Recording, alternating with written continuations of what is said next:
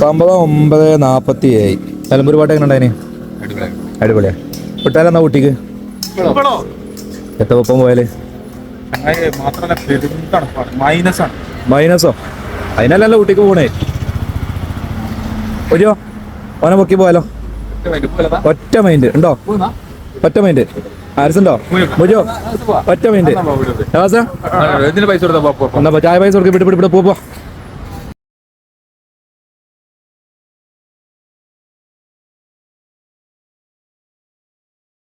എൻ്റെ മക്കളെ പോന്ന് പെട്ടെന്ന് പറഞ്ഞ പോലെ വൈകുന്ന ജാക്കറ്റ് കിട്ടിയതുകൊണ്ട് രക്ഷപ്പെട്ടു. ഇത് സിഗരറ്റ് വലിക്കല്ലോ, തണുപ്പാണ്, ഊട്ടിയിലെ തണുപ്പാണ്.